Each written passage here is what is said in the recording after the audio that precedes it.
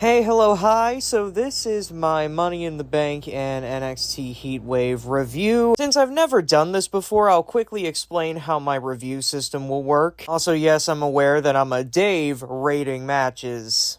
Yeah, the joke's very obvious. Go ahead, make it. I know. Basically, this will be a traditional 5-star system. However, unlike Dave over there, I'm not going to exceed past 5 stars. If a match is perfect, it gets a 5-star rating. Nothing more. It will not bleed into a 10-star system. However, if I find a match really bad, I will give it negative stars. Although I don't see that happening too often. So yeah, I'm gonna review the match quality as well as the overall show, and let's start with Money in the Bank. The match that kicked us off was the men's Money in the Bank ladder match, and I think that the match was solid and had a lot of good spots. It was paced well, didn't drag, didn't feel too short, and overall it was a fun ladder match with Drew coming out the winner, which was my prediction. So my prediction on that was right, and I believe that this match is a 4-star flat rating. Also, a quick note here, if you want to ask me about why I rated a match further, if you feel like I didn't explain it well, please let me know in the comments and I will get back to you. Next match after that was Sami Zayn versus Braun Breaker, where Braun Breaker debuted this absolutely banging new theme song. Please release it already. And overall, I thought the match was fine. However, the way Sami won, and my prediction on that was wrong, by the way, I thought Braun was winning. The way Sami won just didn't really sit right with me, considering that Braun's supposed to be a killer. You can have Braun lose this match, but you can do it in a better way than just a haluva kick and a win. So for that, I say this match gets a 3.5. A good match and above average, but there were some things holding it back, like that finish, that just prevent me from going any higher than that. Next is the World Heavyweight title match, and I believe that this match, and I'm just gonna get the rating right out of the way with Drew cashing in and all that, I believe the first part, the Damian Priest-Seth Rollins match, is a 3 because of the fact that the match was incomplete due to the fact that Drew cashed in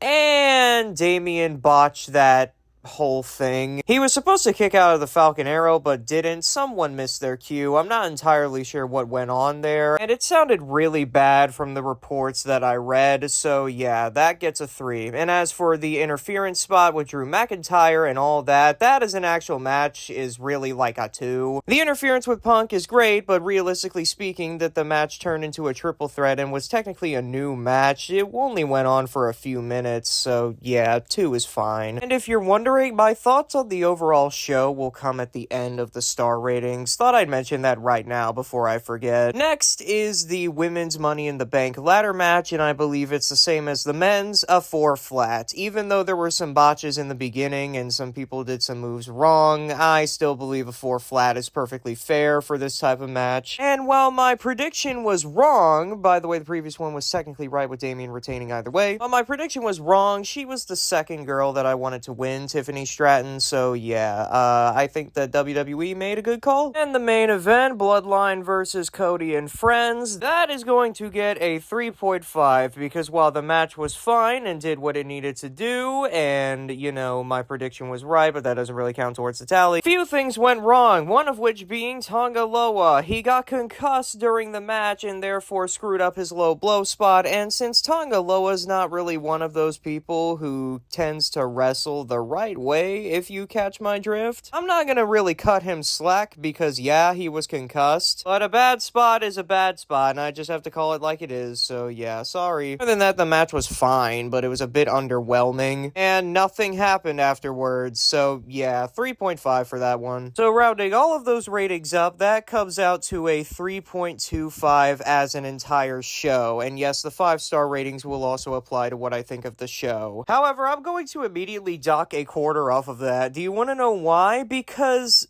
oh my god, the pacing. The pacing for this show was absolutely horrendous. There are 5 matches on the card, yet somehow this goes 3 hours? No. That's not all in ring time. The reason the show went 3 hours was because half or over half, I'm not entirely sure what the number is off the top of my head, but at least half of the show was commercials, advertisement, and promo packages. That is unacceptable on a 5-match card. That is just completely unacceptable. How does a 5-match card go 3 hours That doesn't even make any sense. The most it could go if everything was a 30-minute 5-star classic is 2.5 hours, not 3. And if you want to know what it felt like in real time, it was horrible. A match would happen. A match would start and finish, and then it felt like an eternity would pass before the next match started. It was so bad, and I seriously hope that WWE cuts down on this in the future. But yeah, here are all the match ratings at the end of all of this, and here is the complete show rating. A 3. This show was a little bit above average, but honestly, it was probably one of the weaker shows of the year when it comes to WWE. Stuff like the men's Money in the Bank briefcase being completely gone, and pacing issues really turn a show off. And then we go from that to NXT Heatwave, which was one of the best WWE shows that I've seen this year. Starting with the kickoff match between Carmen Petrovic and Ariana Grace versus Jasmine Nix and JC Jane. I'm gonna give it a 3 because it was a fine opener and it was an okay crowd pop, and it makes sense why you would have those two ladies on the show because they're both Canadian. But other than that, this match served no purpose other than to get them in front of a Canadian crowd, so yeah, 3. It was alright. And then the main card happened.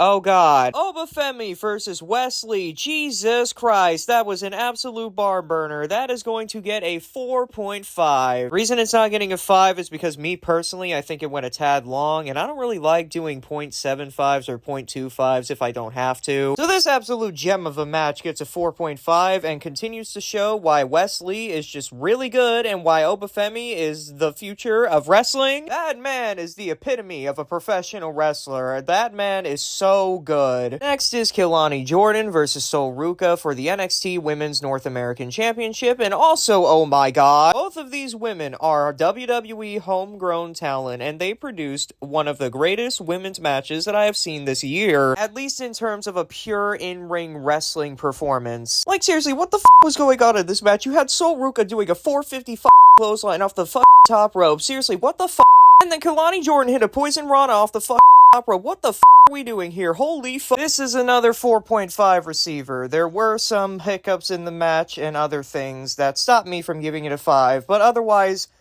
oh my god. And then we move to Frazier, Axiom, and Chase U. You would think that this is the point where the card slows down.